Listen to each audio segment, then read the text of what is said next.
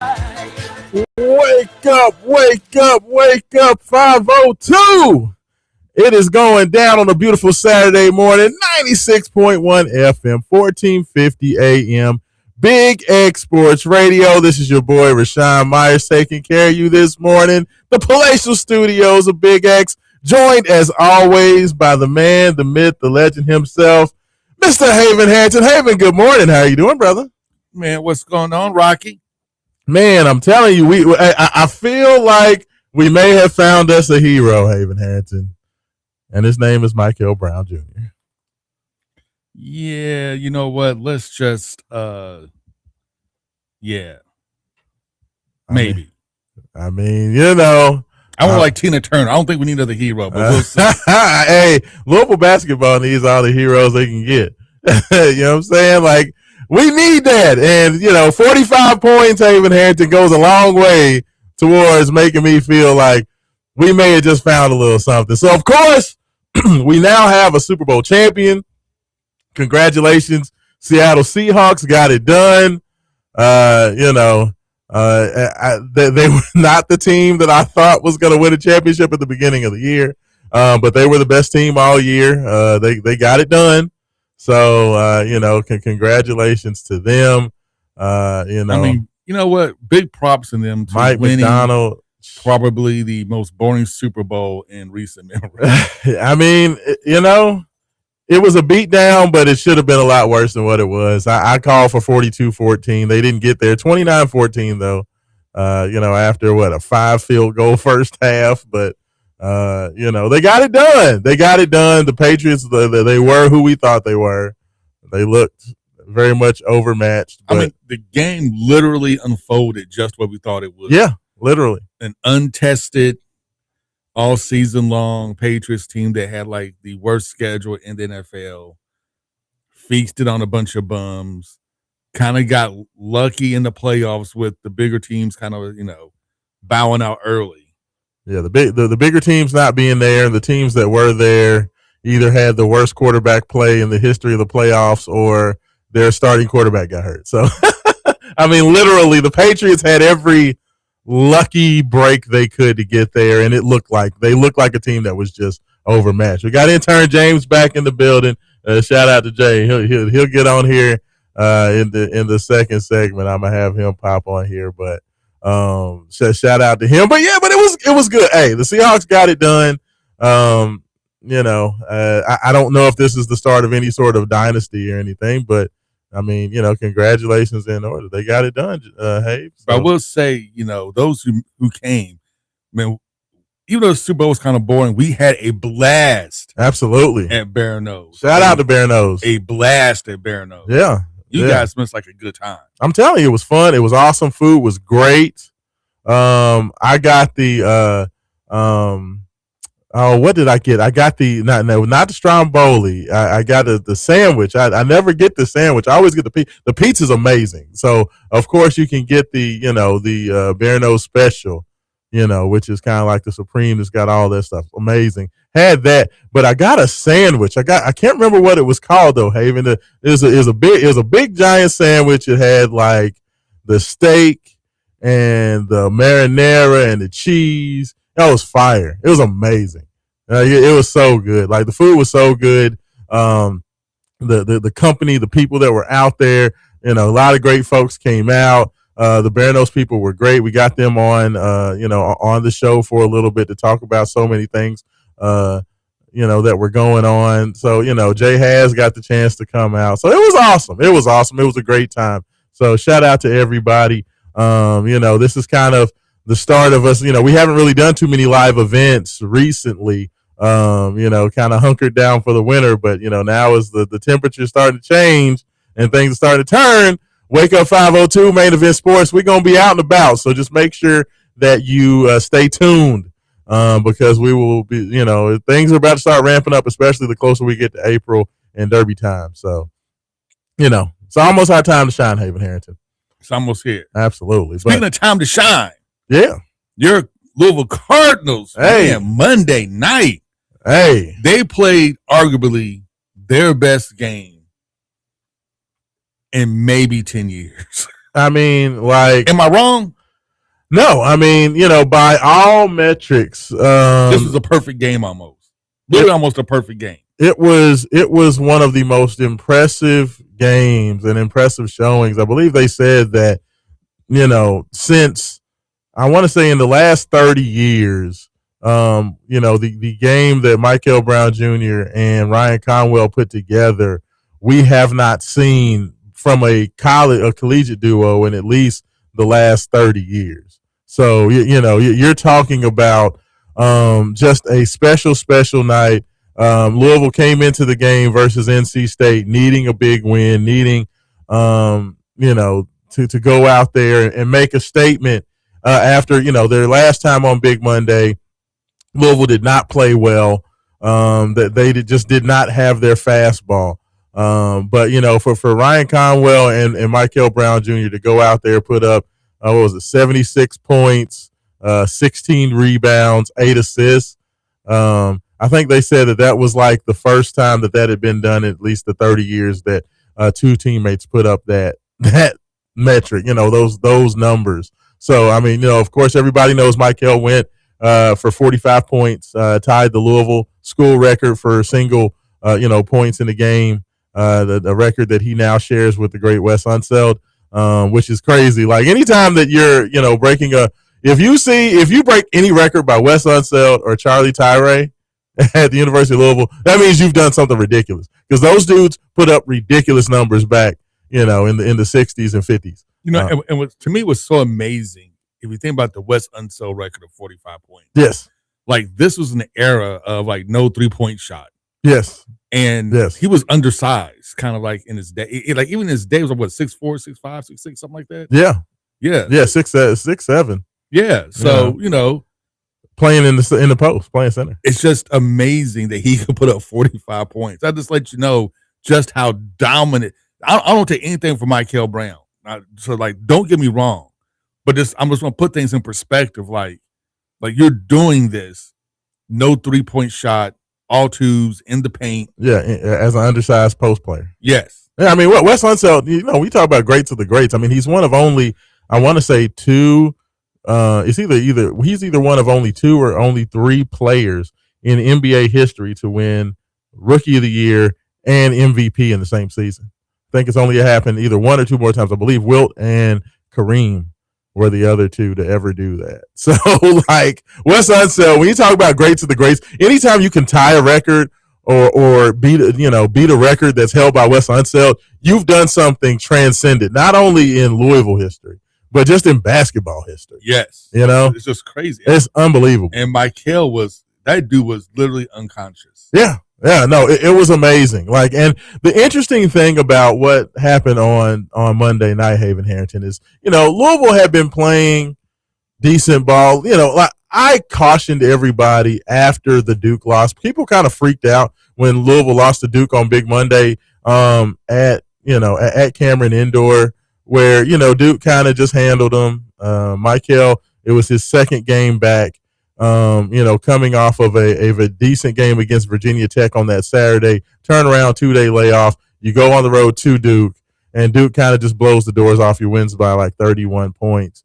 And everybody kind of went crazy. And the thing that I said after the game was, yes, does it suck that Duke did that? Yes, does this, until Coach Kelsey decides to make some adjustments, there's certain teams that Louisville's just not going to beat right now. And I believe that. But the one thing that I said was, while that is all true, we can't overreact to it because Louisville's going to more than likely have an opportunity to win 10 of their last 11 games. I thought that was a legit opportunity that they could go out there. So I said they're going to finish the season extremely strong, or I felt they had the opportunity to finish extremely strong with who they had coming up, even though they did still have several quad one games and several good teams left on the schedule.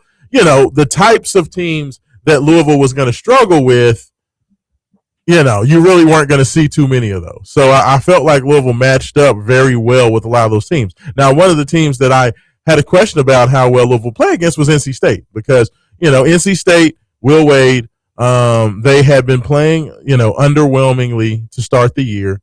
They'd not played bad, but they also had not found too many of those signature wins. So NC State had come into that game, 6-game win streak, playing really good basketball. And Louisville just went out there, Haven, on Monday, and they just destroyed them. Like, it was crazy because it was back and forth early. I think it was like at about the under, I don't know if it was under 12 timeout. I think it was under the under 12 timeout. It was like 25-20. Like, it was not a blowout from the beginning. It wasn't like Indiana where you get up 16-0. You know what I mean? Like, it was a game that was very competitive early, and then it just felt like it was over. Yes, Louisville found that extra gear. They locked in defensively, and they just blew the doors off NC State.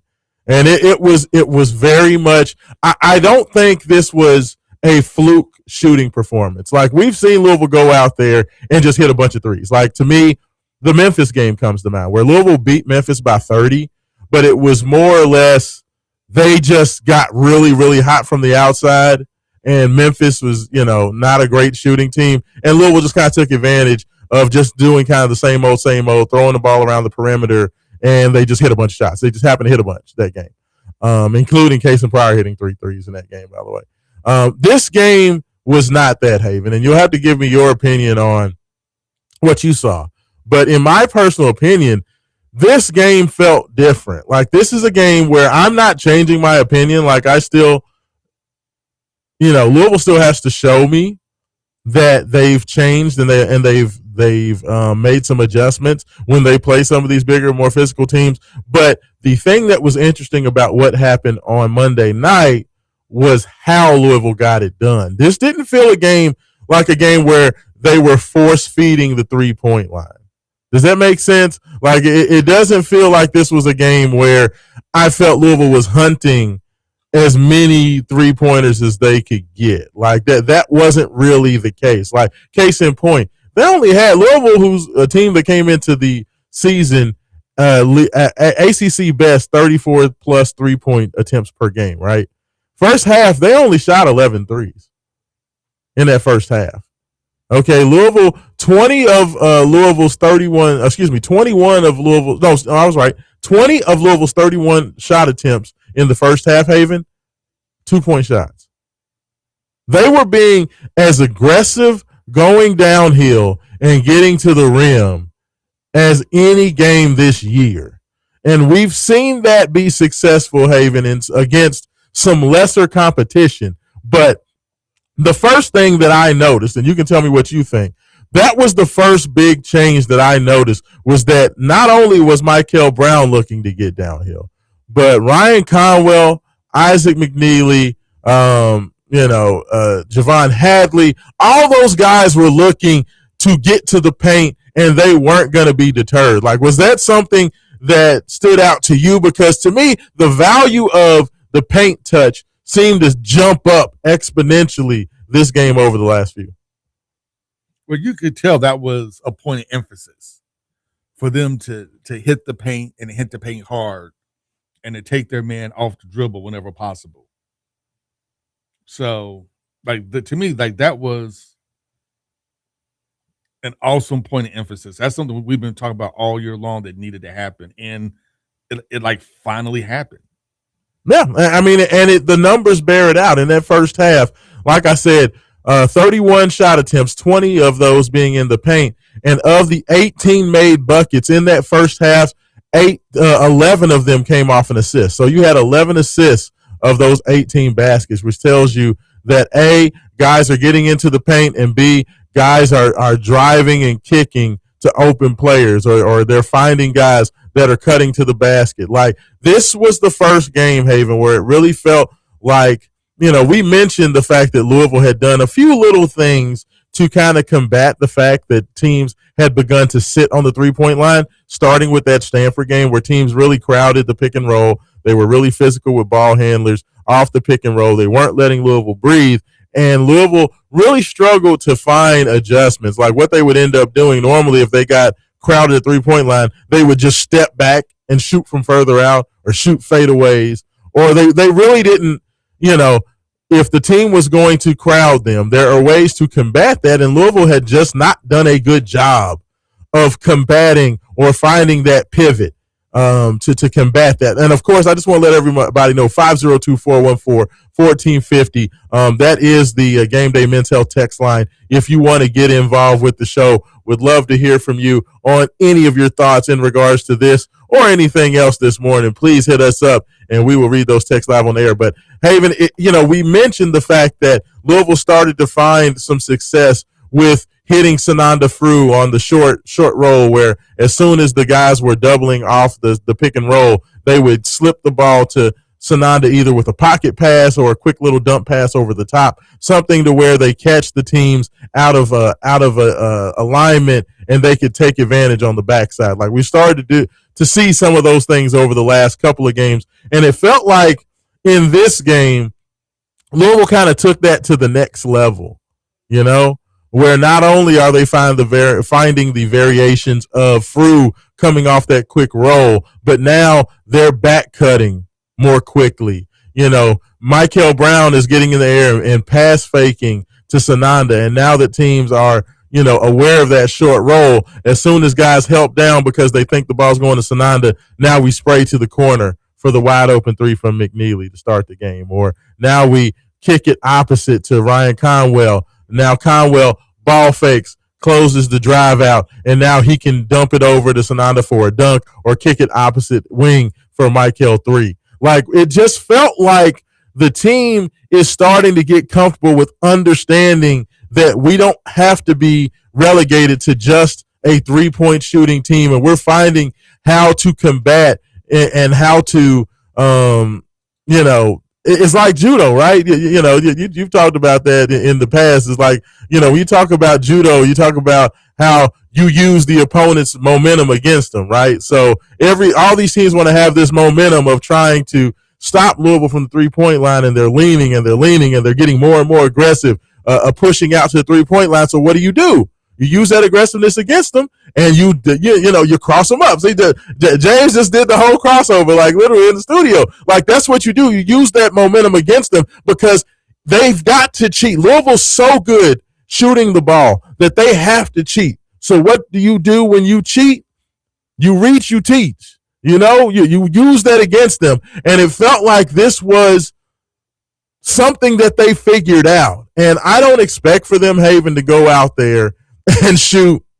What was it for the game? It's almost like 70% at one point. It was unbelievable. They shot 60% from the 3-point line. They shot 18 of 30, 60% from the field, 81.5% from the free throw line. Like, I don't expect for them to do that. I don't expect for Michael to go out and get 45, but I do expect that the things that they've learned is going to lead to higher percentages and better shots more consistently. Is that fair? That's fair, but the basketball gods may be with us, because it looks like now that North Carolina's all-star player has gone down with an injury. Yeah. Louisville actually may not really be tested until the ACC tournament. I mean, Caleb Wilson, the news that Caleb Wilson had that fracture in his hand, I mean, it sounds like more than likely he's going to be out until maybe the last game or two of the regular season. I know they played Duke the last game of the regular season. So they're saying that may be when he's available and eligible to come back. But more than likely I won't say more than likely. He's definitely not going to be ready for the Louisville, North Carolina game, the Louisville, North Carolina game in 10 days on the next big Monday. That's not going to happen. It looks like, because that was probably the only game for the rest of the season where I thought Louisville may have a chance to really, really, really get pushed. There's other teams on the schedule. Yeah, I mean, you go on the road to number 20 Clemson, so that's going to be a tough game. But once again, Clemson, A, is a team that Louisville found success against last year, and B, Clemson is not a team of overwhelming size and physicality. Because with Louisville, we know it's not so. It's more about a type of team that we struggle with. Yeah, and that type of team with the big physical guys in the paint and in your post players, we're just not going to be facing that. Yeah, I mean, and I think that there are still some opportunities out there. Like Miami's been playing really good basketball, and they finished. Louisville finishes the regular season on the road at Miami. But once again, does Miami fit that prototype team like the Tennessee? They're super athletic. They're athletic, like they're super athletic. But are they that big physical team that tends to give us issues? I mean, you look at Miami as a team. They're a team that, of course, their leading scorer is the Indiana transfer Malik Renew. He goes 6'9", 238. So I mean, he's a big boy. He's a big boy. He's not super tall, super long. He's not the most explosive athlete in the world, but he is a guy that can get on the block. He can kind of stretch you out as well. They have the freshman 6'6" Shelton Henderson, who's another 6'6", 240, big, strong, athletic guy. Very aggressive going to the paint, but once again, not super big. Now they do have a big athletic center, Ernest Uday, 6'11", 266. So I mean, Miami definitely gives you some physical challenges. Like that, they are a big, strong, but it's not. But it's still not. I don't think it's still quite the team that. I'm not saying the Louisville should be undefeated like the rest of the season, because there's anytime we can have a bad shooting night, and when Louisville tends to have bad shooting nights, that kind of gets in our head a little bit, and that tends to drag down the rest of our offense if we're not shooting threes at a consistent clip. So a bad shooting night against a Clemson or Miami could spell trouble. Yeah. But if you just look at like the prototypical teams that give Louisville like the most problems, it's not there now. Yeah, well, I mean, I think that, which bodes very, very well for us as far as our net rankings, moving up KenPom, moving up just the AP rankings. Louisville can now make that run to get that a more favorable tournament seeding and a more favorable seeding in the ACC tournament. So I mean, you want to finish with a top 4 seed. You want to finish with a double bye. I mean, right now Louisville's playing for positioning for the tournament. Like that's the biggest thing.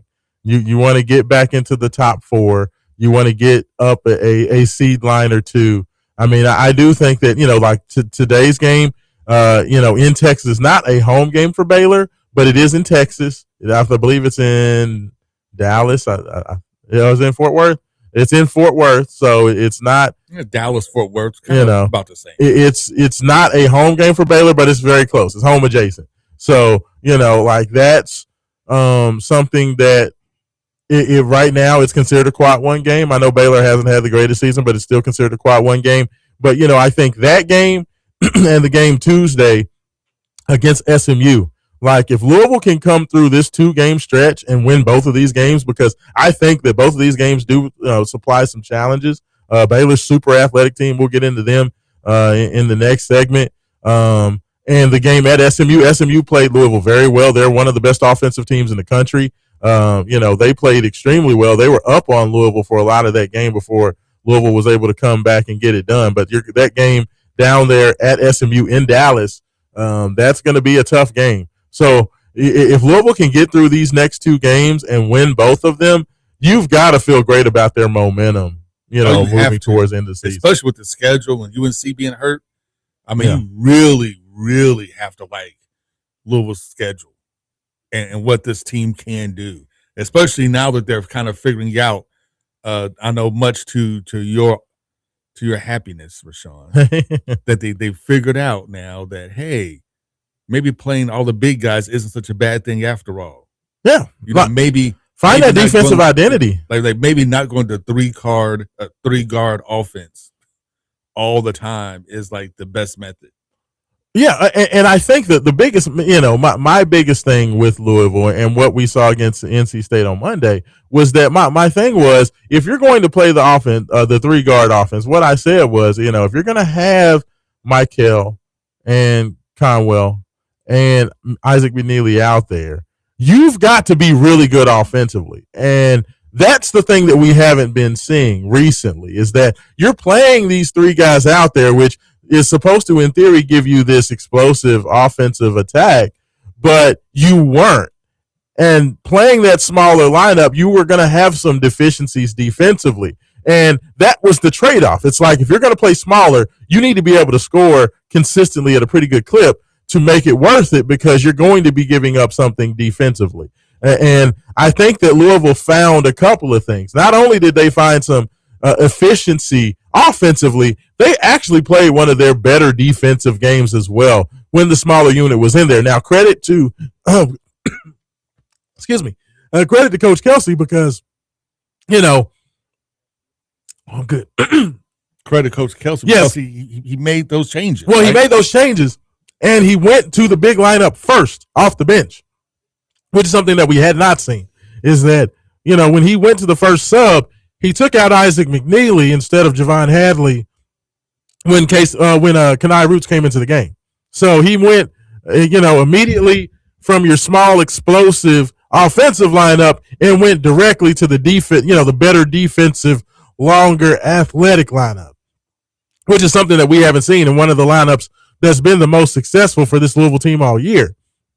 It's a small change, a small adjustment. He still went with the 3-guard lineup at times, but I felt like backing up the really, your most explosive offensive lineup with your best defensive lineup really, really made a big impact because it's like, okay, we're going to get off to a good spot offensively, and then we're just going to cut your water off offensively for the next 3 to 4 minutes. Does that make sense? Like, the double up of doing both back to back over that 40-minute time period really helped Louisville. And like I said, I don't expect that Louisville's going to just completely destroy and blow out everybody down the stretch.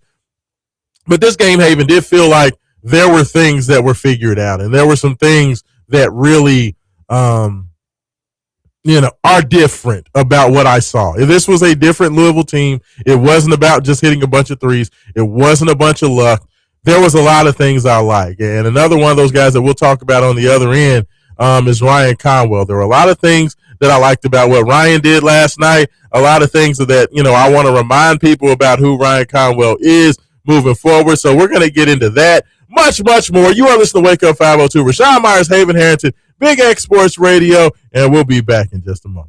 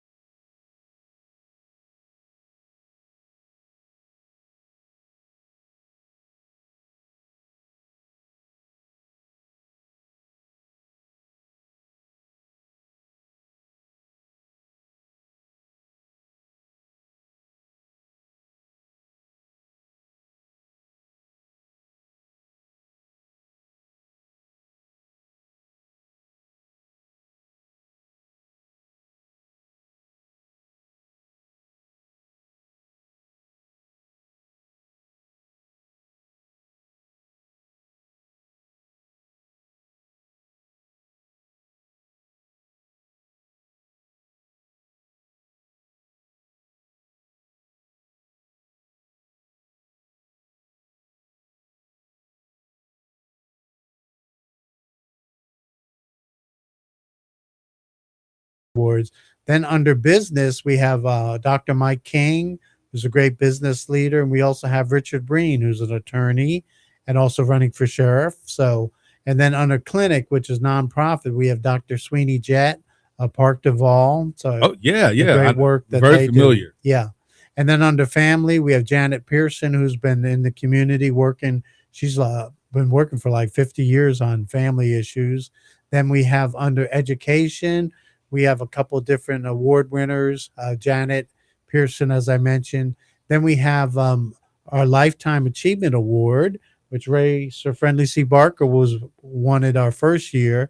And then we have media, as mentioned, Jay. And then we have our Youth Peace Award, which is McDaniel Blewett. You know McDaniel, Know and him very well. the West Louisville Performing Arts Academy. So we got a good mixture of well-known people, but we also like to honor unsung heroes and sheroes as well. Awesome, awesome. Man, it's going to be a great event. So tell us about like I know you guys have some food and things of that nature. So kind of tell us like what's going to be at the event that people can look forward to. Yeah, so it's a banquet. We'll have great food, music. We have some great entertainment, some great speakers, and it's just a fun time to uplift and hear what all these great people are doing in the community. And so, every year it's been growing and growing. So we're pretty excited about that. Oh yeah, this is a big event because if you've never been to the Crown Plaza Ballroom, the place is just beautiful. They have it completely decked out. They have like a coat service if it's chilly out and you guys need coats. So everything's gonna be taken care of. Parking is free and parking Yeah. is ample. So you have nothing to worry about. So we need to have you guys there. Get there early. So I'm telling you right now, everybody's going to be there. All the who's who, all the big dignitaries, as Jay likes to say in Louisville, are going to be there. And we want you there too. So once again, that's next Saturday, February 21st. Doors open at 5. The event will start promptly. So I know Dr. Hayes over here. So I know this is going to start promptly. It's going to start promptly at 6 o'clock. So be there. It's the Crown Plaza Ballroom in the Crown Plaza Hotel right there, 830 Phillips Lane, right across the street from the fairgrounds. Yep. You can't miss it. It's literally the tallest hotel on Phillips Lane, so you cannot miss it. Be there and support all these great folks. And Ray, you have something you want to tell us? Yes, I do. I want to give your listeners a reason to be there. That's the reason why I'm here. I want to put the personal touch on it. A lot of people know of Dr. Martin Luther King, but imagine in this community, you have someone that marched with the good Dr. King. And so if you've never met Dr. Reverend Charles Elliott, this is your opportunity to get here and meet this 91-year-old who's making history, who has made history, and shake his hand, take a picture with him while he's still here. Because a lot of us that had the opportunity to meet King never forgot that. And we tell it to our kids and we tell it to our kids' kids. And for those that haven't met this history maker, now we are recognizing unsung hero. What makes Sir Friendly C an unsung hero? And I was one that received the Lifetime Achievement Award. And that's what this is right here, is that I've got a street named after me. A lot of people don't know that. When I was on the police department, I was named one of the top 10 cops in America. Wow. A lot of people don't know that, and then this organization reached out and they honored me in my own community because I know of the great works of Dr. Charles Elliott. I was humble and grateful to get it. Just like Mr. Hess, I know he's excited to get this award. So this is one big reason for your audience to come out, meet this history maker, take some pictures with him, and be a part of history in the making right now. And I just want to say, Reverend Elliott, me and him go back a long way. I actually coached his grandsons, Sharon and Charles. Coached them, coach basketball with those guys. So those folks are good folks. Reverend Elliott, man, he has a spirit about him. Anytime you meet him, he's just so energetic, and he always has a smile on his face. He's so funny. He's a blessing to this community. King Solomon Church, his church, his home church, great people there. So definitely appreciate, this. I did not know about these awards, but to hear about them, it's amazing. So it really gets me excited. It definitely comes full circle for me because of myself and my association with Reverend Elliott and his family. But let me ask you, for these awards, so let's just say somebody hears this and they have somebody that they wanted to nominate for the award for next year, or they wanted to get involved or find more about it. How does someone go about getting more information about it if they wanted to nominate someone for the award? How does that process work? Yeah, so that's a great point. We do have a nominating committee, and we get a lot of input from the community. They can contact myself at peter@compassiongames.org. That's my email address, peter@compassiongames.org. Or the phone number is 502-419-4539. And we'd love to entertain any nominations for next year. And we'll be continuing these Peace Awards. And it's also during Black History Month. So we're honoring Black History Month and the civil rights and the 40 Days of Peace. So there's a lot of confluence of different events that we're honoring, but to really honor these community heroes is awesome. We have Mayor Greg Fisher going to be there. He's a sponsor. So we got other people that he's a past award winner, but folks like that who are past award winners going to participate and continue to support this effort as well. And when you see Peter and I together, we're reflective of what that committee looks like. It's both black and white and male and females. It's people from all parts of town. Past recipients, it's been like Papa John's. He stopped what he was doing. He don't even live in Louisville anymore. Mm-hmm. And he flew here with his entourage from Florida just to get this award from Dr. Elliott. If that doesn't tell you how much his presence in Louisville means to people, nothing will tell you when somebody, that big stops what they're doing and says, Dr. Elliott's recognizing me. Mm-hmm. I'm coming. And he did come. Wow. That just says a lot. And that says why you guys need to be there next Saturday, February 21st, Crown Plaza Hotel, 6 p.m. We need you there. You can still get tickets. You can call Reverend Peter King. And what's your number? Peter Hayes. What's your number again? Yeah, 502-419-4539. Call me or send a text. 502-419-4539. Hey, there you go. You have the number. We're very excited about Jay Has. Both Ray and I have known him for a long time. Long time. He's being celebrated for his 38 years of radio work in the community, just like you guys, too. You guys are worthy of awards, too. I know all the great work, Haven. We've crossed paths over the years. Several times. Actually, Jay is the reason that we know each other because he's the first person that introduced me to you.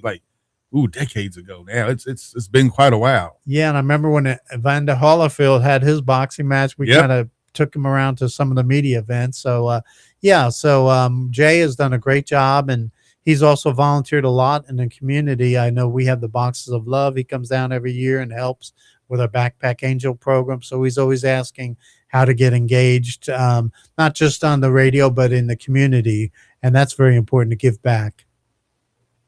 Most definitely. We'll definitely be there in support of Jay and in support of all the other winners, and actually just in support of the event itself. We need more things like this that really bring the whole community together. From all parts of Jefferson County can come together, and we can celebrate all of our heroes together. We need more events like this, and I'm so happy you guys put this on. I thank you guys for coming in today to share this with us. Wonderful. Thanks so much. Keep up the good work. And go Cards. There you go. And thanks for allowing us to come in too. Absolutely. Oh, you guys, we no appreciate problem. it. Anytime. Yeah, that's the one thing that we always try to make it a point, whether it be Wake Up 502, whether it be Main Event Sports or any of our other entities, is that while we love sports, we talk about sports, it's always much more about the community. It's about the people that make up this beautiful city. And anytime that we can put a spotlight or have an opportunity to shine a light on something that's not getting enough recognition, we definitely want to take that time. So definitely appreciate you guys for coming in with us this morning. Wonderful. Yeah, and sports is very important. It teaches, I was thinking this morning, teaches teamwork, working as a team, but also kind of living for a higher purpose. Because, I used to, back in the day in New York growing up basketball, I was known as Pistol Pete Hayes after Pistol Pete Maravich. And I did score 51 points. Oh, wow. Okay. One game. That's my claim to fame. He's getting buckets. That's but what I was a ball hog. Didn't play any defense. But you do have to learn to, share the ball, and, you can, to be a good teammate, you got to pass the ball around, and especially in basketball, but any sport. Absolutely. From here on out, I will now call you Pistol Pete Hayes. You never should have told me that. Yeah, really. Oh, that's awesome. Hey, but no, thank you guys again for coming in and so Sir Friendly C, like for me growing up, man, like you were an icon for me. Everybody, growing up, knew who Sir Friendly C was. Anytime you would come out to schools and do appearances, I just want to say thank you. Like I'm like a bit of a fanboy, so this is like one of my childhood heroes being in the building with me. So just thank you for all the work that you've done around the community over the years. It's definitely appreciated. So I feel like I want to get your autograph before you leave. Well, thank you. And let me give you a little bit of history. Yes, sir. When I was a police officer teaching kids to say no to drugs and violence, it was during a period of time where police were not known to be friendly. Yes. Their job was just to enforce the law. So I met a lot of opposition back then. And the Reverend Dr. Charles Elliott stepped up and said, get your foot off this young man's neck. If he wants to save kids, if he wants to let kids know that police officers are approachable, then let him do that. And see, this type of history is lost. Yes. When we don't have events like this.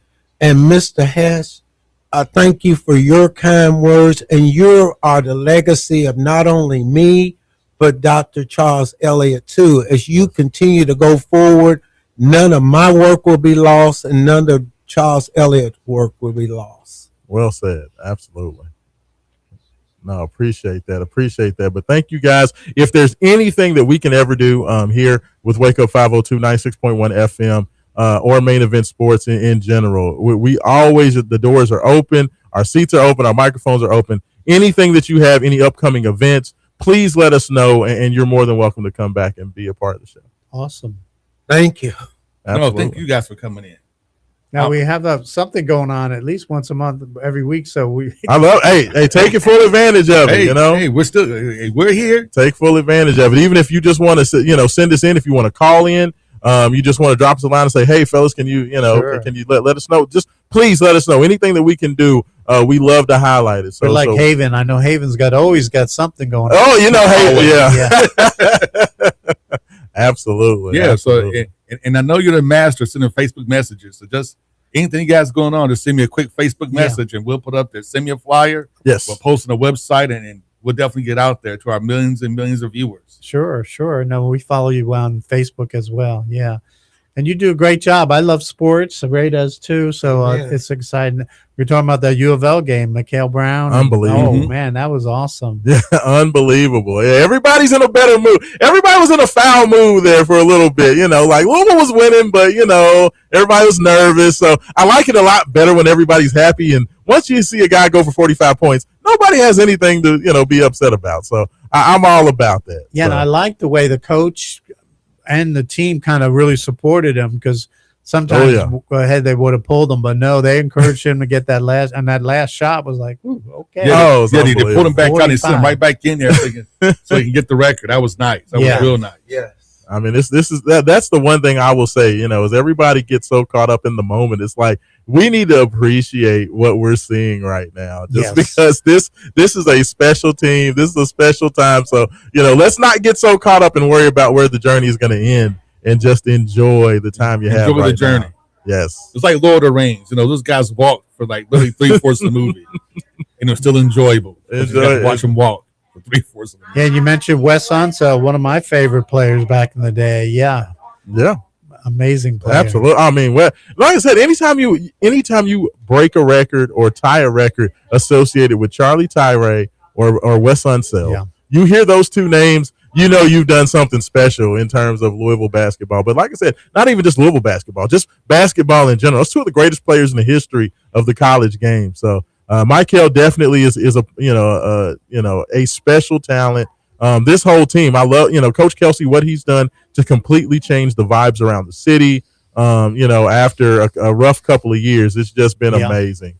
So I'm just glad everybody's happy again. That's my biggest thing. Let's have a little fun. Let's enjoy it. And same for you guys. I really appreciate you guys. Next Saturday, you're definitely going to want to get out there, see our buddy Jay Has. I know he'll be calling in probably the start of the next segment. So he'll be in full peacock mode as he gets ready to accept his award. He'll probably be somewhere with sunglasses on the radio, even though nobody can see him. So love Jay Has to death, and appreciate you guys for honoring him and giving him his just due, because he's done so much in this community. He's done so much for Wake Up 502, for myself and Haven Harrington, that anytime he gets an opportunity to get his flowers, that's much appreciated. There we go. Hey, once again, thank you guys for coming out. We're going to take a quick commercial break. We come back. Yes. Man, so much more to talk about. Louisville sports. Got some Olympics to talk about. Do you really want to talk about the Winter Olympics? Dude, it's the Does anybody really like the? No, I'm just playing. Okay. I'm just being mean. No, I honestly, I have not watched that 1 second of the Winter Olympics. I was really joking about that Winter Olympics segment because I haven't watched anything. That's all right. Except for highlights. There we go. On the commercials. That's terrible. Thank you, gentlemen. Appreciate it. The Reverend Dr. Charles Elliott Peace Awards. Go out there, get your tickets. Go out there and just support a great event and some great people putting it on. Thanks so much, gentlemen. Thank you.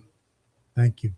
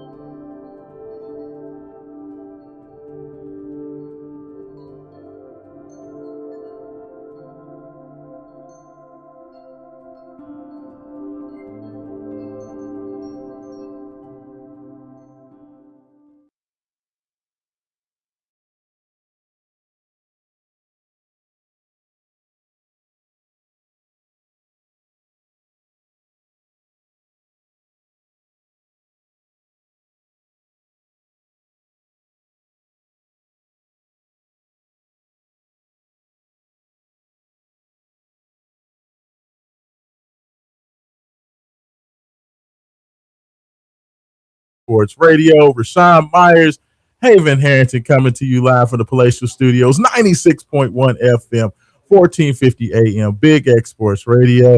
Once again, thanks to Rev and Sir Friendly C for coming in and letting us know about the unbelievable event upcoming, the Reverend Charles Elliott Jr. Peace Awards coming up next Saturday, February 21st. Make sure you guys go out there, get your tickets on there, and just be a part of a great event celebrating some great folks, including Jay Has, I believe. Now intern Jay is over there in the studio now. Jay, how you doing this morning, brother?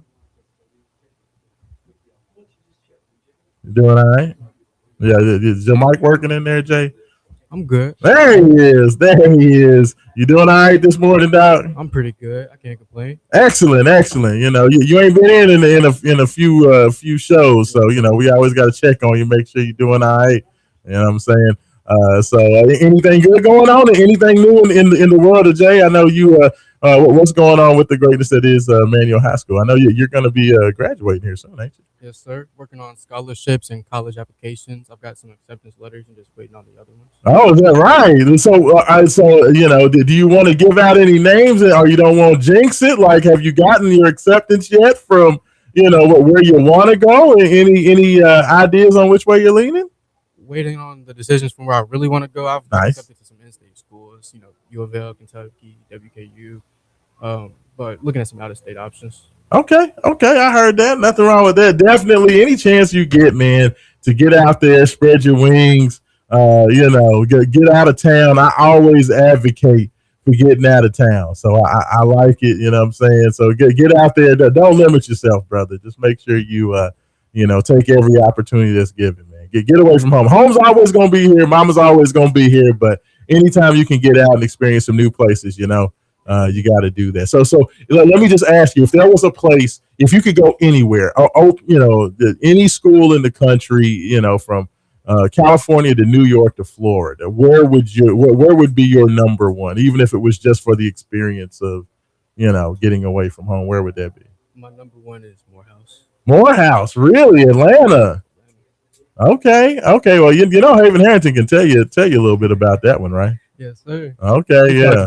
Just a little bit. Okay, there you go. So I know Haven knows it well. That's his stomping ground. So Morehouse, that's what's up. So I'm gonna put all my positive vibes into Morehouse coming out there and accepting you in I appreciate that. down there. So definitely, I'm sure that the Morehouse decision makers are big time watchers of Wake Up 502. They're listening right now. So make sure you guys go out there and get Jay together. But I do want to remind people, because I know Jay has online. Yeah, hold on. Before we get Jay on, we're gonna get him to talk about this award he's got upcoming, as well as Louisville. But I just do want to remind everybody, make sure you check out our folks at the Feet First store. The Feet First store in Jeffersonville is helping Kentuckiana move better and feel better every day. If you are dealing with plantar fasciitis like me, which is not the greatest thing in the world, knee pain also like me, back pain also like me, or you spend all day on your feet at work, they have you covered. So I am definitely one who can let you know that they are definitely needed. But if you do, anything on your feet, whether it's playing basketball, if you are a pickleball player, golfer, whatever. Haven's actually showing me his golf swing right now. He's showing me he's running in place. He's doing all kinds of odd things. Their personally fitted orthotic system is designed to improve balance, alignment, and overall comfort. Athletes can see better stability and performance, and everyday workers get the relief they need to keep going strong. Make sure you go ahead and schedule your appointment by calling 812-725-0208 or visit feetfirststore.com to book online. You can find the Feet First store in Jeffersonville, Indiana, 2781 Jefferson Center Way in Jeffersonville. Go give a yell out to Chris Cannon. He's the owner of the Feet First store. Awesome dude. Knows literally everything about feet. But like I said, I am one. I went out to play ball yesterday. Me and Cam got back in the gym, and I wear my orthotics with my tennis shoes, and it makes all the difference in the world. Back pain, knee pain, all those types of things. Just make sure that you go out there, see Chris, and let him know that Wake Up 502 Raashaan Myers sent you. But I tell you what, man. James, you said we may have lost Jay Has on the line. We have him. We have him. Hey, there we go. Let's go ahead and bring him in. The man, the myth, the legend. We heard about him. He's getting honored with a Reverend Charles Elliott Jr. Peace Award. Jay Has, good morning, brother. How you doing? Hey, how you doing, Sean and David? Doing well, brother. Doing well. Had the fellas in to talk about the upcoming award ceremony next Saturday. Are you excited about receiving the award, Jay? Man, I'm always excited to receive the prestigious award from any care politician, any community activist. I'm grateful and thankful, man. After all these years, man, somebody acknowledge how hard and due diligence I really work outside the radio industry. Because you guys are a big piece of the puzzle of this me getting this award. Raashaan Myers and Haven Harrington, those two guys have been a part of me for the last, almost 20-something years. You know, we've been in the game, man. But you guys get a piece of this award as well. Hey, Jay, you've done so much in the community over so many years, man, that, you definitely, the honor is well deserved. Everything that you do, all the give back you do, the way you reach out to folks, we just appreciate you. Ever since that you put me and Haven in contact back in the day. Like I said, I used to see Haven all the time at the football games and just wonder who this old who's the little black guy? Yeah, it's like, who is this dude? I never said anything to him. I'd nod to him, but you put us together, and since you put us together, Main Event Sports Show all those days back, man, it's just been a wild ride. So definitely appreciate you, man, and everything that you do. But like I said, I'm always grateful and thankful for much for outside besides the radio industry, man. But I've been in the radio game a very long time, as you know, Raashaan and Haven. But I got to give a lot of kudos to Tony Fields, Bill Price, Radio One. I mean, so many radio companies, Blue Chip. I've been in international sports as well. Radio as well too. Tom Joyner, syndicated radio show in Dallas, Texas, 10 years with that. But man, I've been with it a lot, man. I learned a lot, but I'm totally grateful, man. But the most important of it is Raashaan and Haven is meeting you two guys and developing and the deal like that, man, and Robin and Superman, whatever the character is, and go ahead and do it, man, with the people in the community, man. Because we've done a lot in the community. We used to go to barbecue and we stopped at several places. We did Freddy's. I mean, so many things we did with Raashaan and Haven, man. It went to so many things that we laughed. Dude pulled a gun out over here. They remember that, Raashaan? Yes. Hey, man, we have had some wild times, like from hanging out with the Louisville basketball players, the NFL guys, and baseball players, and getting run out at Griff's party, and Derby Galas. I mean, Jay Has, we have done literally everything. Run around hey, Jay, you remember when we was running around on Valentine's Day when it was a snowstorm and we was out there running around the city? Oh yeah. We've done so many things, man. Gotten into so many things with the cowboy cookout, going out on Memorial Day barbecue. We was going in people's yards to see what they was cooking. We done so. I remember all that, man. Absolutely. But man, it's really an honor and privilege, man, to be a part of two distinguished gentlemen, Raashaan, Haven, man. I give my total flowers to you guys. Like I said, wonderful for you guys. I wouldn't be honored this prestigious award coming next Saturday on the 21st. And Raashaan and Haven, I got some other to tell you as well too, man. But I got a couple of things. But I'm having my birthday party, man. JS back in the business again. The celebrity birthday bash is coming back. Yes, sir. Okay. Yes, sir, man. And I'll tell you all about it, man, today, man. Okay. But anyway, man, but we released the nation. Yesterday, I was looking at it on the internet. The released the nation. Raashaan, you're correct. And yes. I got what it was. Yes, they lead the nation in kill shots to start a game. And what a kill shot is to start the game, what they call it at the beginning of the game, it's called an ambush. And an ambush is when you get a game started with a 10-0 lead or better.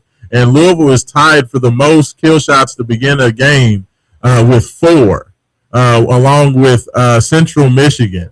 So Louisville actually leads the nation in getting off to the fastest start possible. And it's funny because Louisville's been getting off to these slow starts over the last couple of weeks, and people have been fussing about it. But Louisville actually leads the nation in getting off to the best start possible. So, unbelievable. So that's one of those that they got to be doing something right, Jay. So what did you think about Michael Brown Jr. dropping that 45 the other night, Jay? Well, I was sitting next to you. I was excited as all know what, man. Hey, that boy done far, man. McDonald's All-American, man. I mean, after he been out for a month and a half from that back injury to score 45 points. It's amazing. And do a significant, amazing young man on the effort of what he does on both sides of the ball. He's doing that offense. Raashaan, I tell you, what do you see him this evening? How do he play this evening? This team's going to win. This school is going to win, but no less than 12 points today. Okay. They're going to be Baylor. Yeah. But I like how aggressive they was playing on both sides of the ball with Raashaan Myers, and we'll win and come back home and win as well too, Raashaan. Okay. All right. You said 12-point win. I like it, Jay. We'll have to see how that how that goes. I'm excited. I agree with you. I think it's going to be even though Baylor's has not had the best season, I think they said in terms of one of the worst seasons under Scott Drew since he took over. But still a very tough game. They got athletic. I'm going to tell you what, one dude to look out for, Jay, number 24, Tunde Yesefu. He's a McDonald's All-American. A lot of people comparing him to Anthony Edwards. It was his comparison coming out of high school. Kid is the real deal. He's averaging almost 19 points per game. They got a couple of guys. Cameron Carr is another kid, number 44. Very, very talented, long, athletic wing. So Louisville's going to have their hands full, man. They got to go out there. They got to play well today to win. So, those are a couple of guys to look out for. But you think Louisville's going to continue to roll after what they did on Monday night? Yes, sir. They will win by 12 points today. Okay. All right. There we go. Y'all heard it here first. So, Jay, the last thing I want to ask you before you get off of here, kind of talk about, you were hanging out with us on Sunday for the Super Bowl. We got the chance to see, Sam Darnold and the Seahawks get it done over there at Bearnose. You helped put that deal together. So, just want to say thank you for that. And we had a good time out there on Sunday, didn't we? And that was a last-minute urge thing right there. And I made a quick call, and actually, to make a long story short, I did it for Haven Hampton, actually for his birthday, and tied two conjunctions together with the Motivate Sports Show Live and Haven Hampton celebrating his birthday as well, too. So that's what it's about, man, and I had a great time with the people coming out. And, man, I could say the barbecue mayhem was great to go down with Raashaan Myers and Haven. The people are talking about it, and they get on board with it. I'm excited about it coming up this summer in August, and I'm excited, man. The one thing I would say, and I'm going to get off here with Raashaan and Haven, the one thing I love about Wake Up 502, you can never go wrong because they're always accurate of what they say and what they do. Yes, sir. Yes, sir. Absolutely. So you guys keep doing what you do. You guys, the baddest sports show in the country to me, and keep doing what you're doing, Raashaan and Haven, and the intern. You're already amongst the top of the game. Just keep doing what you're doing, man. You're doing a fabulous job. Jay Harris, thank you everybody so much for supporting what I've done in this business. I actually retire sometime this year. But anyway, man, I want to say, man, thank you for everything you guys have done for me. Jay Harris, appreciate you, brother. Whenever you decide to hang up them tennis shoes, brother, we are gonna party like it's 1999. You feel me? Like we gonna do it big. So appreciate you, man. Look forward to listening to you fuss about this Louisville game later on. Yes, sir. Yes, sir. There it is. Appreciate it, Jay, man. Thanks. There he is, the man, the myth, the legend. Jay has, checking in with us this morning. He's going to be honored at the Crown Plaza Ballroom next Saturday. So So glad Haven. You can just feel how excited he is to get this. Oh, he's beyond excited. That's awesome. Hey, James, do we have any texts in this morning? We do. Do we? Yeah, So what we got on text group before we get back into this chat? Says, good morning, Wake Up 502, main event, happy Valentine's Day. I know Jay Haz isn't celebrating Valentine's Day today because he's playing the OJ song Brandy, singing in the mirror. I really miss you, Brandy. Go Cards, beat Baylor. And what do you think about Rick Pitino and Andy Bashir? Yeah. Rick Pitino popped up on the Andy Bashir. Did you hear that? Yeah, I heard that. He's on the podcast. I don't understand Louisville's fans' fixation with everything Rick Pitino says and does. Just just let the man go. He's the Don, man. That's Don Pitino, man. Let him go. I was done with Rick when he donated to Kentucky football. Yeah, when he donated to Kentucky's NIL, I'm done. I was over. You done with Rick? Done. I don't care what you do at St. John. Dang, that's messed up. Over. Stop. But Haven, Rick loves UK. Rick loves UK. He loves UK. He loves UK. If Mark Pope ever gets fired and the Rick is still alive and able to coach, he's going to apply for that job. Now, honestly, I don't think he would do that. I think he has found his home, like being able to coach in the Mecca, in his hometown, back in New York. I don't think your brother's ever leaving St. John's. This is like his dream job, being able to coach all his games in Madison Square Garden. I mean, hey, for him, retirement age. Man's like 70-something, so I know he likes being in New York, and he loves Madison Square Garden. Joanne loves being in NYC. She definitely don't want to come back to Kentucky. Those guys those guys in the same city. She's been in New York. She's never left New York. That's fair. Rick's the one that left New York. The wifey loves it up there. I don't know if she's going to be talking about returning back no horse farms. First of all, she ain't following Rick nowhere. No, at all. She's like, no. I'm good, bro. Yeah. but you know what, though, about my thing is checks coming. I love Rick. You know me. I love Rick. Like, I don't mind because I always knew who Rick was. You know what I'm saying? So I know he loves Kentucky. That's why we could never beat him, is because he loved them too much. But, like, I always just love Pitino. But it was funny for him to listen to, he said, I deserve to be fired because them other dudes is idiots. I mean, the man goes back and forth. He doesn't necessarily ever take full responsibility. I mean, the man goes back and forth with, I never should have been fired. Yeah, I did it. He reminds me of the Dave Chappelle skit with Charlie Murphy. With Rick James. Yeah. He goes, I didn't step on it. I didn't put my feet on this couch. Yeah, I put my feet on this couch. Yeah.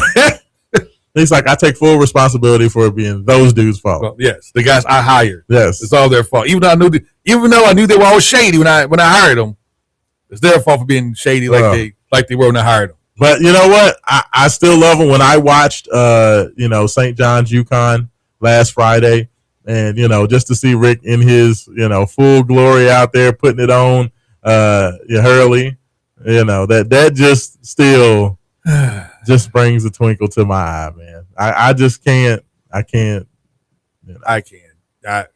No. You just hate Rick Pitino. I don't hate Rick Pitino. You do hate Rick. I don't hate Rick Pitino. Rick Pitino, he's a great coach, and he was a very good coach most of the time he was in Louisville. That's all you can give me. I mean, yeah, most of the time, because there were about 4 or 5 years that he was literally just skating. And you and I both know he was coasting. And that was interesting because he actually brought it up on the podcast, saying that, one of the reasons that all that stuff happened is because he felt the pressure to get into the one and done game because of what Cal was doing. I'm telling you, U of L fans, and I know this is going to be sacrilegious, what I'm about to say. Yeah. We should thank our lucky stars that UK hired Calipari, because U of L would not have won the championship. That's fair. If UK did not hire Calipari, because Rick was literally like an old man just coasting here, just getting okay players, coaching them up. We had good seasons. Yeah. We're always going to win 20 games. Yeah. And we had that one great year, Francisco and Taekwon Dean and those guys, but That was that season was going to be an apparition season with Rick here. Yeah, Rick was chilling. He was chilling until UK hired his arch nemesis, and he never could beat his arch nemesis, and just made him more upset. He had to start coaching for real. Yeah, he had to start recruiting for real. Yeah, and we won a national championship. Yeah, so I mean, no, I totally agree with you, but I think that Mike Rutherford was talking about this yesterday and said that he felt that Calipari and the one and dones kind of forced Rick's hand.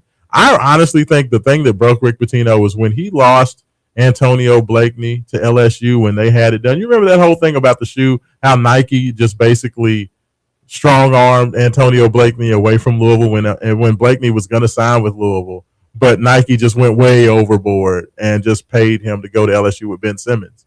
I feel like that broke Rick. Like at that point, Rick was willing to do anything. That's why he hired Jordan Fair, and we also here we go. Teague for the same reason. Yeah. We lost Teague because of Nike to UK. Yeah, and Trey Lyles as well to UK.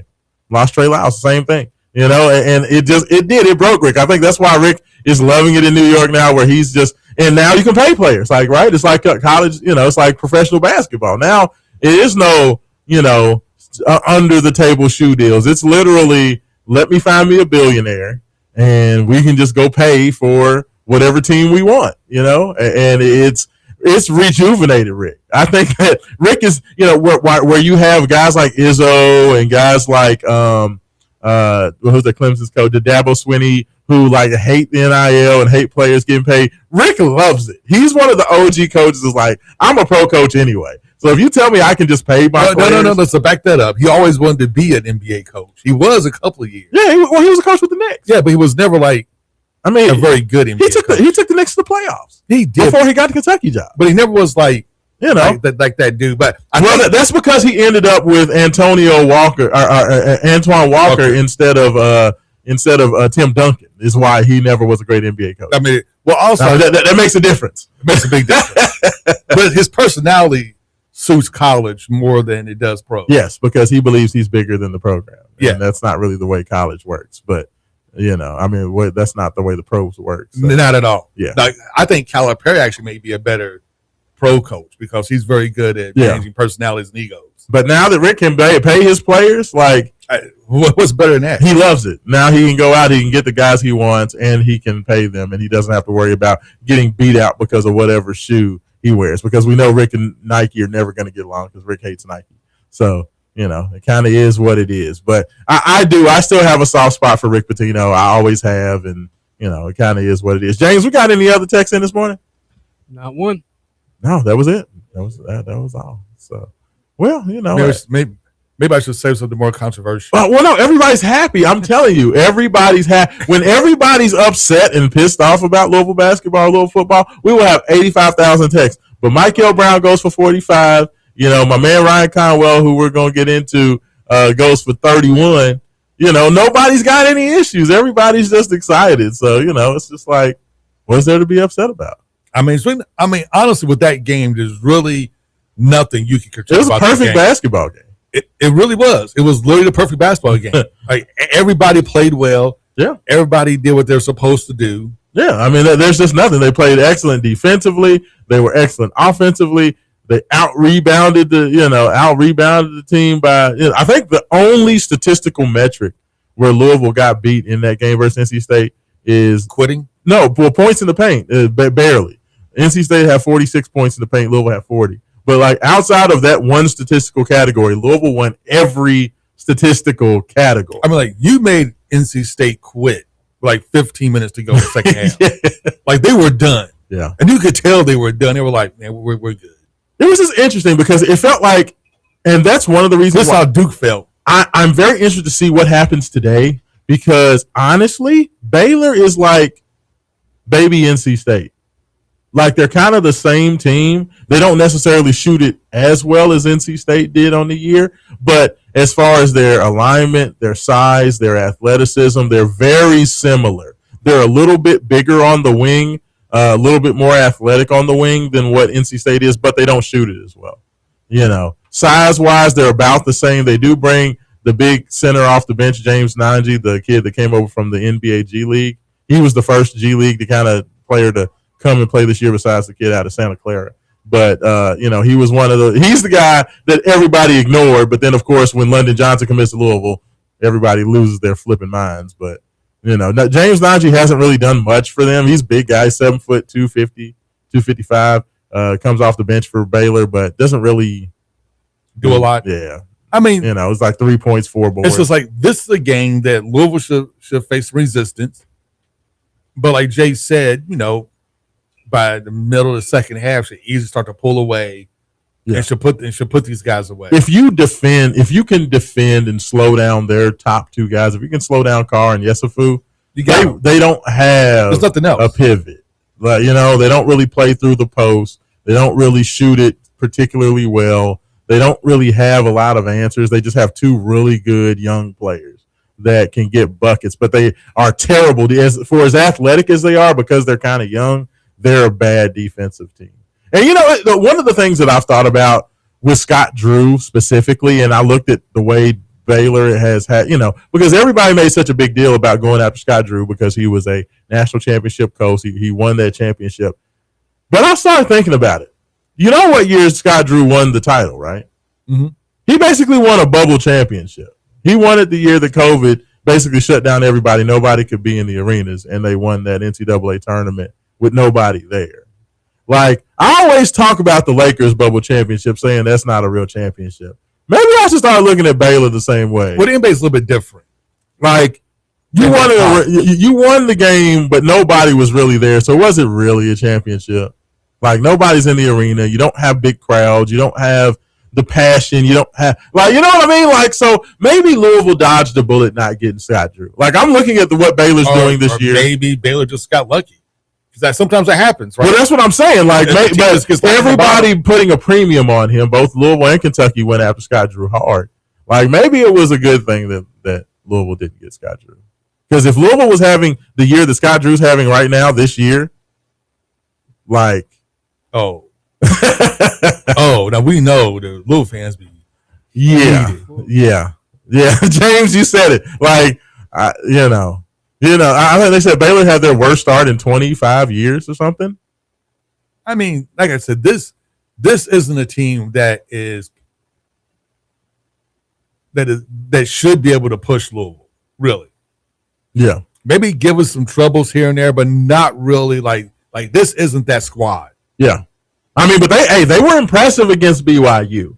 When they played against AJ Davanta and those guys the other night, I thought they were going to beat BYU. They were up like 8-10 at halftime against BYU, but second half BYU, I think they got back, took over. I think I checked the game about 5 minutes into the second half, and BYU not only erased that 12-point lead, but they were up like 10. They ended up losing the game. I mean, but Baylor lost by 5 points, so that's why I say Baylor is a solid team. Like I said, they have talent. They have talent, but they don't have enough. They don't have enough, and Louisville has more answers, I think, than any questions that Baylor can propose. Agreed. If that makes sense. And we're going to get into that on the other side. I know we're kind of up against it. We're late for our final break of the evening, but or afternoon. But when we come back on the other side, we're going to kind of get into some of the points that I'm going to be looking for. I do want to discuss Ryan Conwell and kind of some of the things I saw from him and what importance he will have down the stretch. I heard an interesting fact, actually, from my buddies over there, Maven and Rummage. I heard something, so I thought that was very interesting. So I want to give some thoughts on that, and we'll wrap with a few other things. I'll get Haven's thoughts on. But you are listening to Wake Up 502. Raashaan Myers, Haven Harrington, Wake Up 502, and we'll be back on the Big X.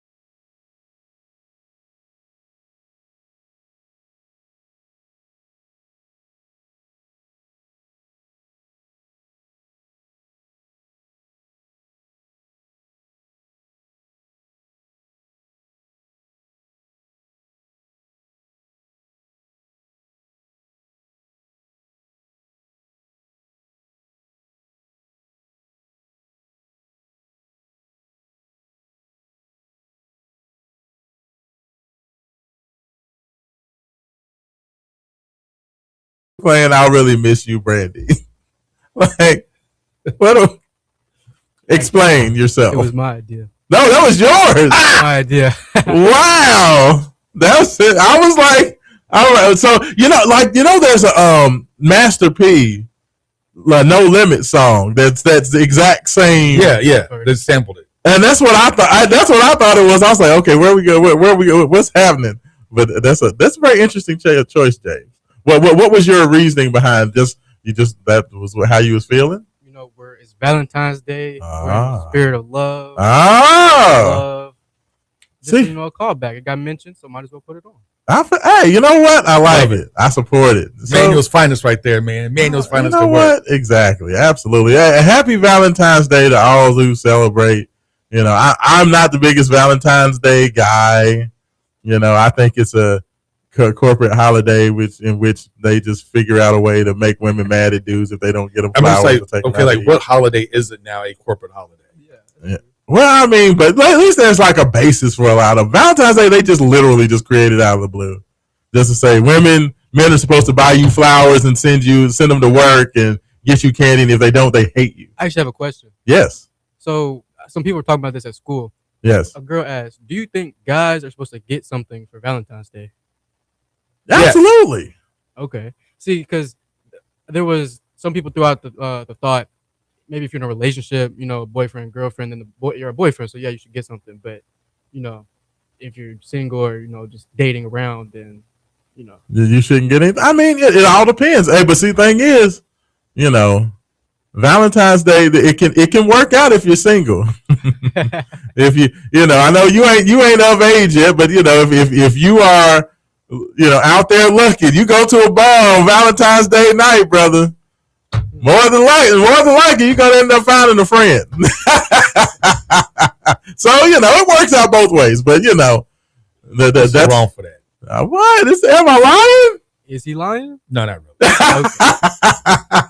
But I wouldn't know anything about any of those things. But that's where Raashaan got cruising at like around 3 or 4 o'clock in the morning when the bars closed. Just look for all the sad ladies out there in the corner. Hey, they didn't get it. I'm Raashaan Mike. You hear that voice? You heard that voice on the radio. Oh, I'm just playing, y'all. I'm just playing. I don't need anybody throwing any knives or pitchforks. Yeah, he's just playing because he actually gets to bars at least around midnight. That's fair. Hey, women like somebody who can sing karaoke. Though. I know. So James, you sing karaoke. You sing it all. James can do it all. What? Yeah. I can do it all. He can act. Okay. He's an actor, writer, football player. I know his moms can sing. So, I figured that the apple don't fall too far from the tree. I dabble in a little bit of everything. Okay. Yeah. Okay. A Renaissance man. I like it. That's fine. So James, then let me ask you, do you have somebody you're getting a Valentine for? Or are you looking for your Valentine?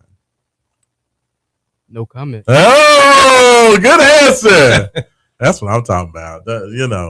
Because, some of these ladies, they'll be scandalous on Valentine's Day. They'll act real sweet to you because they want the flowers and candy. Then they won't talk to you no more. They just want the Valentine's Day stuff, James. You got to watch out for them. I remember being in high school where like Valentine's Day was like Christmas part 2. Like everybody come to school with with their balloons. Oh yeah, and, like their gifts. And I will say there has not been a year I haven't had a Valentine's though. Really? I will say that. That's what I'm talking about. Yeah. I just thought about that. 4 for 4. That's what I'm talking about. Look at it. See, that's impressive. It's very impressive. I'm telling you. But so happy Valentine's Day to everybody out there. And all you ladies, I'm just playing. I'm not giving away all y'all secrets. I just got to put the young man up on game sometimes. We got to do that. But I digress. Intern. We got to teach him, man. Yeah. You got to drop some knowledge on him. The Roman's about to be an old married man at some point. Him and his lady been together for a while, so he's pretty much locked in. James, and he has a trick niece, so yeah, he's pretty much already there. Exactly. He's already just basically an old man, but James is still out there, and intern Dre, he's still 13, little young, so he ain't got into that spot yet. So we got to make sure we teach these youngins right, man. You know what? I'm about to enter Dre his props on calling the Super Bowl. Oh yeah, Well, but see, didn't Drake say it was going to be close, or did he say it was going to be a blowout? He said it's going to be a blowout. Yeah, he did say it was going to be a blowout. No, Drake thinks nothing but blowout. That's true. That's his thing. Drake thinks somebody's going to get blown out every game. Literally. So let me ask you, James, who were you going for in the Super Bowl? Were you on the Seahawks? Did you want to see the Patriots win it, or did you care? None of them win. Yeah, good answer. But I was rooting for the Seahawks. Okay. Yeah, don't nobody like the Patriots. Like, nobody wants to see the Patriots win nothing. And I didn't want Drake May to get a Super Bowl before Lamar. Fair. He won. I'll be honest. Fair. Even though, I was annoyed. Sam Darnold's the first quarterback from that quarterback class because, Sam Darnold was in the Lamar Jackson quarterback class. And he's the first one of that class to win a Super Bowl. Freaking Sam Darnold. If you really think about it, Jalen Milroe got a Super Bowl before Lamar and Josh Allen. Yeah, that's crazy. I mean, it happens. That's all right. Lamar's going to get his next year. They finally got a real coach now, so I'm calling it excited. Ravens in 2027, baby. Yeah, not me. It's happening. Until I see them on the field and see what they look like, I ain't. No hardball, man. No more hardball. So we're good now. Yeah, it makes all the difference in the world. But Haven Harrington, so this was the interesting thing. Like I said, I have to give credit to my buddies Marcus and Steve because I heard it on their show, and I don't have the ego to where I have to say I came up with this on my own or ignore them like they never brought it up. This was a very interesting stat that I believe Steve brought up, but it was very interesting because he was talking about how everybody looks and talks about Michael Brown and talks about, they see the 45 points and they talk about, this whole Louisville team is so dependent on Michael, and without Michael, we can't really do anything. And he was talking about how everybody just kind of takes for granted Ryan Conwell. And he said, I want to kind of, he said, when we talk about Ryan Conwell, we look at him as, okay, well, Ryan's doing all right. Yeah, he had 31 and 6 the other night, but yeah, and everybody kind of takes him for granted. Well, first of all, of course, as we know, Ryan Conwell is the leading scorer on this team. But the thing that he said that's interesting was like, when we talk about some of the best Louisville players of the last 10, 15 years, one of the guys that we hold in the highest regard and maybe the highest of, almost all these guys is Damian Lee. Because, that year with Damian Lee and Trey Lewis, Damian Lee came over as a transfer from Drexel and lit it up. And people always talk about Damian Lee as his individual one season at Louisville. People kind of hold that as one of the better years in Louisville over the last 10 years or so. So he said, everybody thinks Damian Lee's great. If you compare Damian Lee's numbers, his 1 year at Louisville, to Ryan Conwell this year, just to give you a comparison between the two. Okay, so Damian Lee, his year at Louisville, he played about 34 minutes a game. He was averaging 16 points, 4 rebounds, 2 assists, and a steal. Okay, shooting 34% from 3-point range. Okay, he was the leading scorer for that team, and a team that we thought could make a run. Of course, they got pulled out. They never got to go to the tournament, but that was a team that people thought could make an Elite Eight, and have a chance to push for a possible Final Four. Well, this year, Ryan Conwell is averaging 29, almost 30 minutes a game. So he's right at 30 minutes. So 4 less minutes than Damian Lee. Averaging 19 points. 3 more points a game. 5 rebounds. That's a whole extra rebound per game, extra. 3 assists, more assists, and a steal and a half. Shooting 36% from 3. So, like, literally across the board in less minutes, Ryan Conwell is having a better season than what Damian Lee was that year in 2016, 2017. I thought that was very interesting just because, 2015, 2016. It was very interesting because people always think about Damian Lee and talk about, man, that dude was just the man that year for Louisville, and it's like, Conwell's better than him. And we look at him as the second best player on this team or the second most important player. Like what Louisville's doing this year and the potential that this team has, we need to appreciate it. Like I know everybody gets worried about where the story's going to end and how good this Louisville team can be. Can they make a Final Four? Can they make Elite Eight? Can they make the second weekend? This is a really good team. They're a very good team. Like they have the talent to be a Final Four team. They have the roster construction to be a Final Four team as long as we don't face a physical team that can pound it down low. Yeah. Like that's our kryptonite.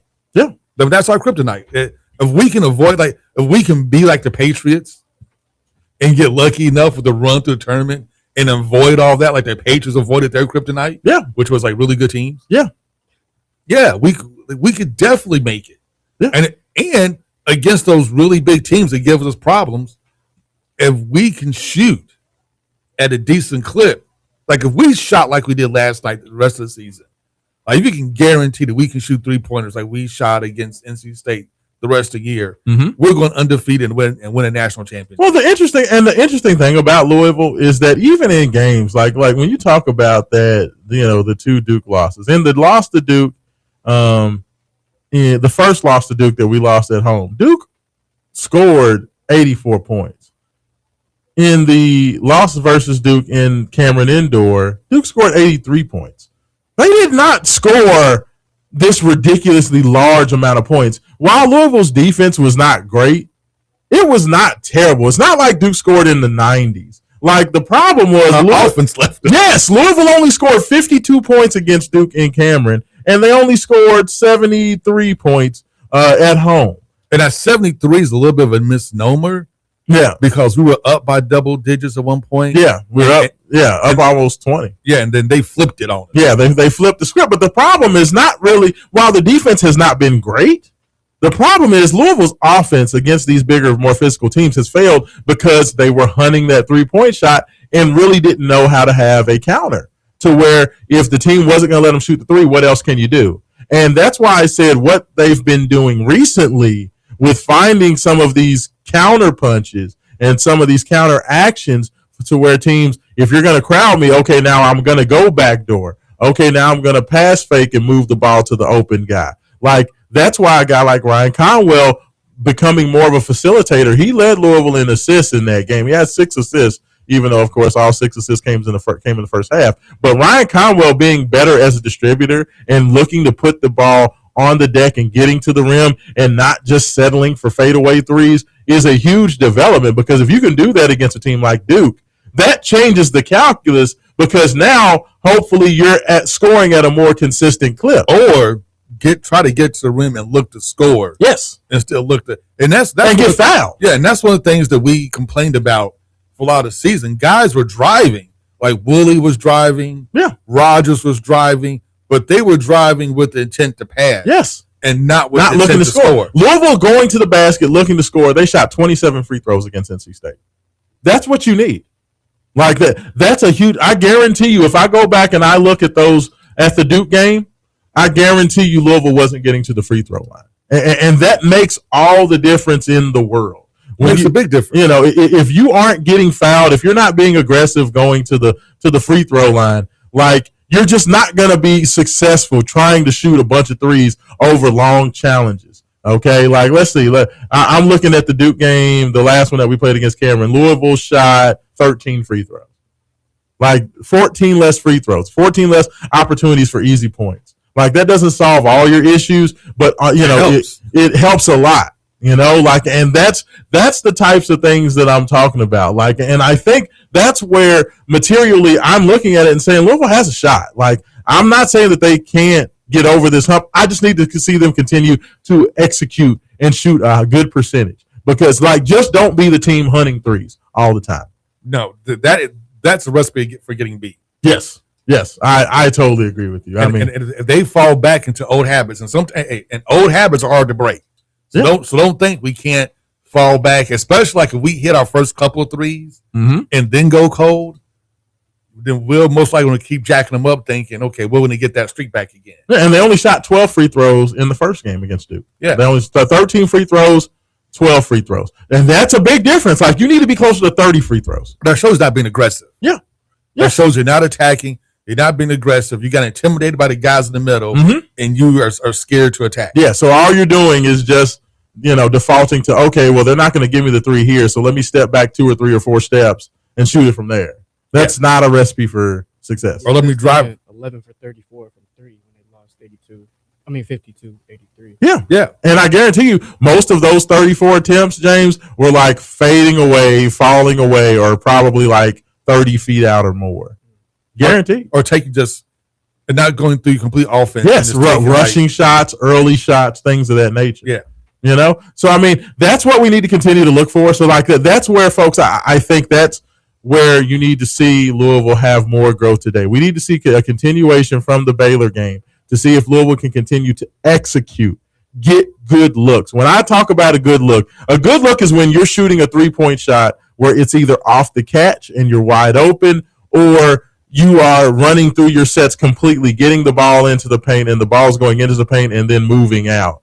Okay, and then you either pump fake the closeout, sidestep, shoot, or drive the closeout, whatever have you. But you want to see Louisville running complete offense. I thought Louisville's patience was so much better against NC State. And it's funny to say they were more patient and scored 118 points. Slowing your offense down scored you 118 points. But it makes sense. Yeah. Because they were able to go through all the progressions. Yes. Able to move the ball around, find that good shot. It may have taken an extra 5 or 6 seconds. Yeah. But you got the good shot. But higher shot quality, It's higher shot percentage. Exactly. And then when you attack the basket, right, it opens that. When you can attack the basket and score, it opens everything up. And then also it helps to have that Michael just went unconscious from the 3-point line. Yeah. Then you have like the dude that makes you a Final Four threat, like that transcendent talent. Yeah. You know, like that's when that transcendent talent, when everybody else is doing their job. That's why, even though, you see Conwell and you see Brown with all the points, that doesn't mean that everybody else is sitting around like a bump all those guys are moving. Kenai Roos is cutting.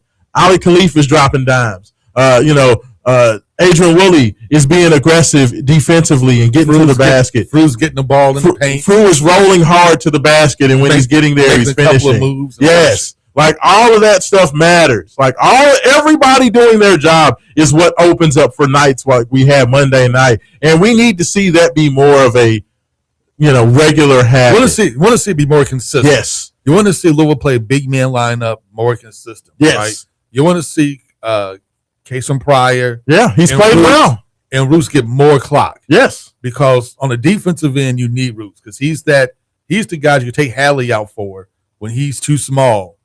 And Kenai can come in and take his spot and be the height and length that you need against bigger teams. So, but in order to get to play like you want him to play, he has to have more time to kind of get in the flow of games. Same thing Pryor. He's the size that you need. He needs more time to kind of get in the flow of the game and of the offense. That's what they did against NC State. Yeah. And you just want to see that continuation. And that's the big thing. You just want to see that continuation. Like they tried the 1-3-1 zone again.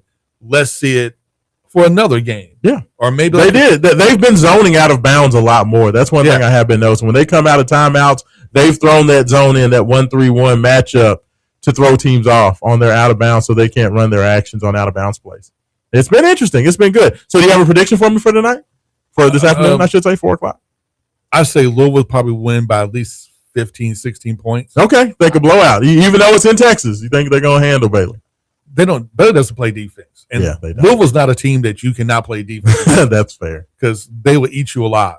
This is Baylor. Because Louisville is all about matchups. Yeah. And Baylor's not the matchup that scares me. Yeah. Agreed. I'd say I'm going. James, you got a prediction? What do you think? Louisville gets it done? Louisville gets it done 93-84. I like it. 93-84, 9-point victory. 6.5. Louisville's a 6.5-point favorite. I'm going to say Louisville 91, Baylor 75.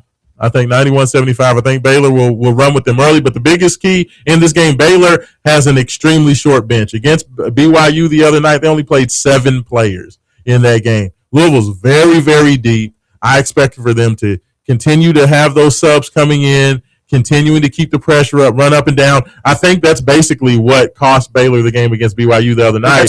They got tired. The last 10 minutes, they didn't have their legs, and BYU ran away with it, even though they did give them a good shot. But I do think they're going to get it done. And for your medal tracker, USA has 16 medals. Norway leads the way with 20. This is Raashaan Myers for Haven Arrington. Thanks so much to intern James for making it in. Thanks so much. Congratulations, Jay Haz, on your award upcoming. Thanks for the fellas coming and talking about the Reverend Charles Elliott Peace Awards. Thanks so much for everybody listening. This is Raashaan Myers. Wake up 502. And we're out. This is Kentuckiana's only locally owned sports talk. The Big X, AM 1450 and 96.1 FM, WXVW Jeffersonville.